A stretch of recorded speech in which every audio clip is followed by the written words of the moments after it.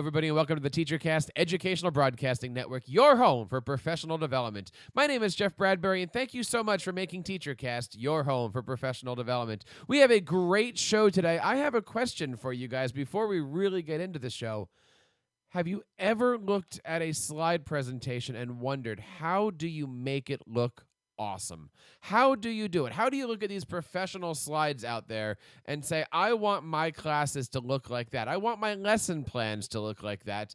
I want to be able to create amazing content that not only looks good for my students, but looks good when I post it online. That is the question that we have today. Our guest today has a fantastic solution for that, and we're going to learn how you can create slides very, very easily, and not only easily, but create slides that your students are going to learn from each and every time.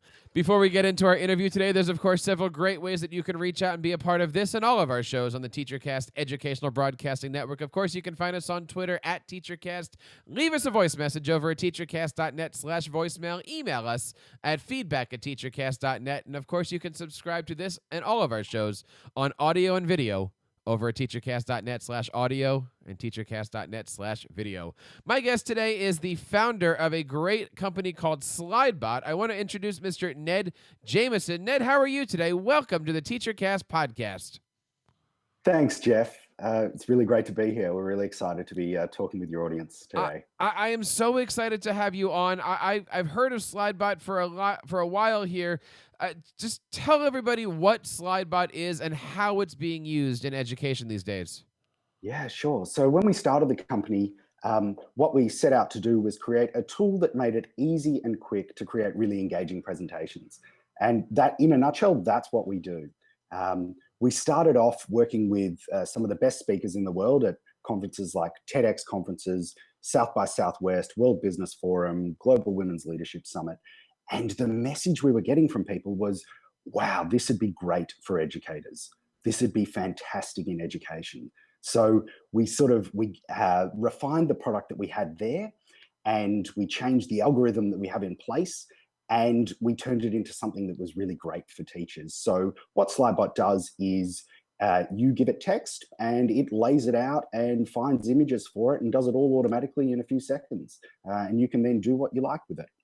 You know, I love that you said it finds the images. I can't tell you how much time I spend online trying to find images and trying to make sure that they fit and make sure that they're the right resolution.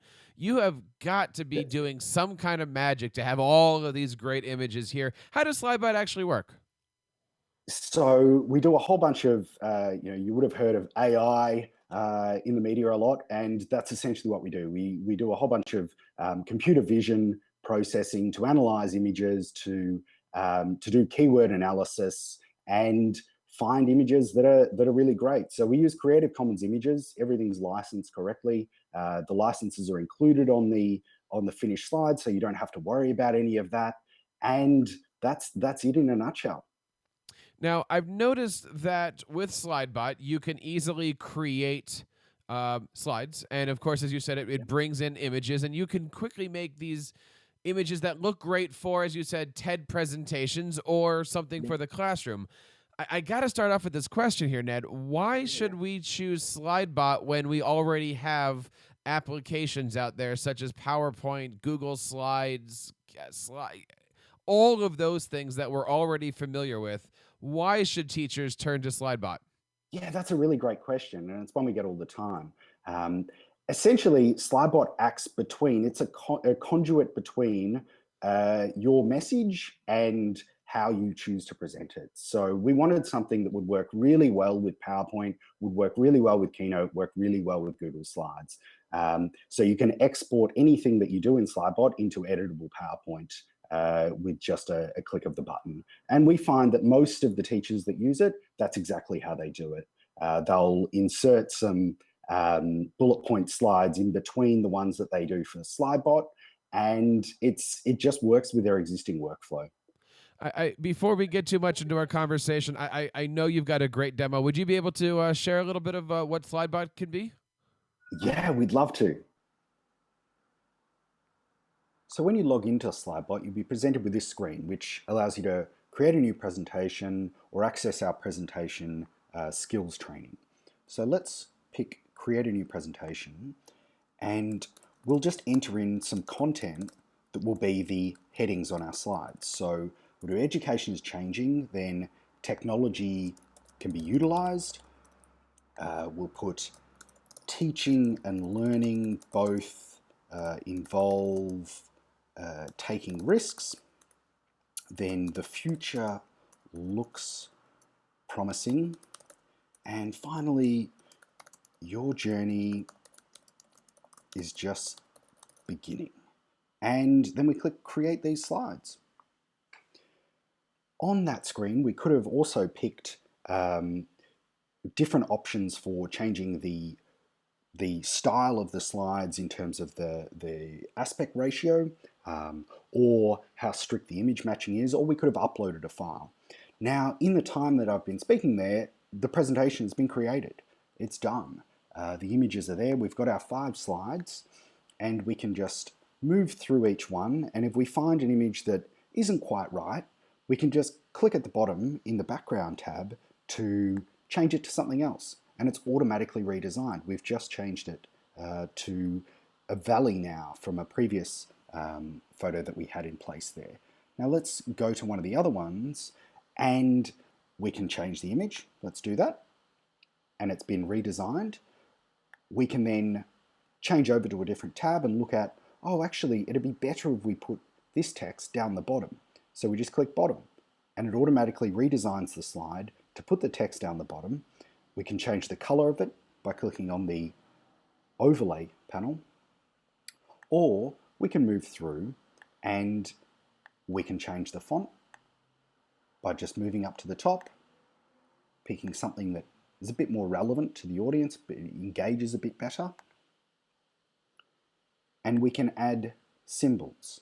So we'll go, okay, let's add an arrow here. The symbol, the icon, will be inserted on the slide, and you can adjust it just like you would with any other PowerPoint presentation. We can present through Slidebot full screen on any of your devices, or we can export to PowerPoint, to PDF, to JPEG.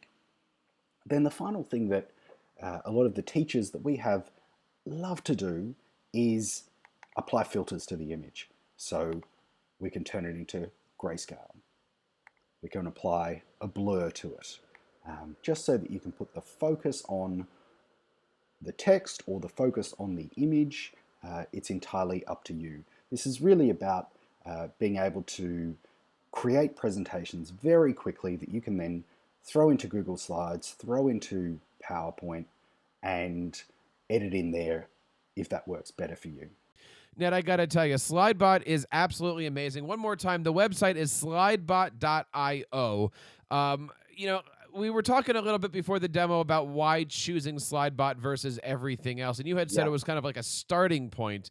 Do you find that many of the users are starting to create in Slidebot and then exporting, or are you finding that many people are presenting right from Slidebot? Because I got to tell you, it is a beautiful platform that you have.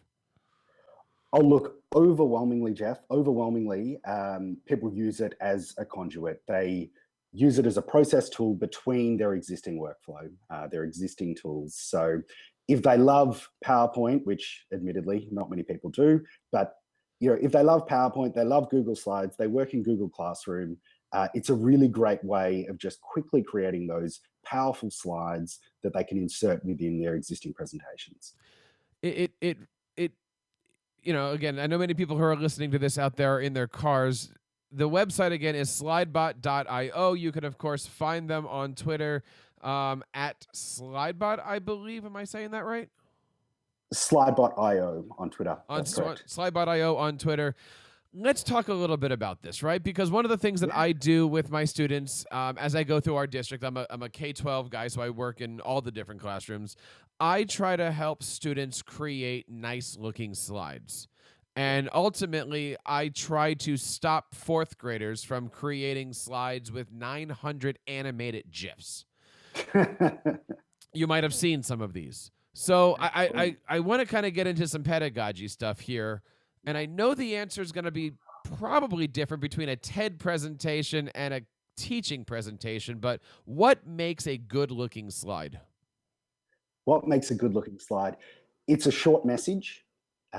So you can essentially turn those, or the way that we'd encourage you to do it is turn those bullet points that you have, the things that you might normally include 5 things on one slide, split that into 5 slides. Use a powerful either literal or figurative message to associate with the particular point you're making.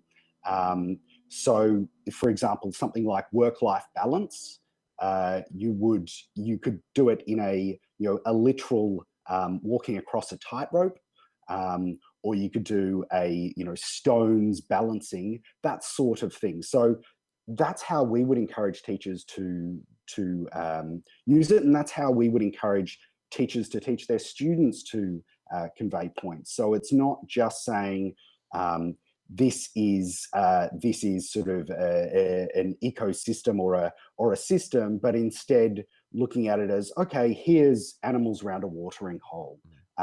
Changing that sort of thinking. And so that's why, as part of the platform, we have a whole bunch of presentation skills training. There's a bunch of worksheets there that stem from a book that I've written on this called Powerful Presentations. And it allows them to teachers and students to just work through some of those basic skills to be able to create some really great presentations.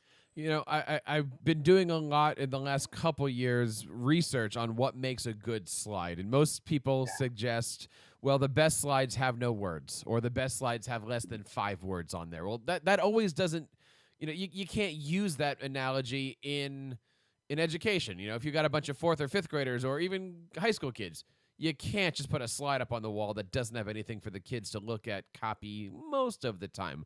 That's it. A year ago, I did my TED Talk, and it was my whole vision to have an entire slide deck with less than 5 words total on the whole thing. What is the difference between making a TED style or a keynote-ish style presentation and an educational slide deck that you're going to be teaching social studies with?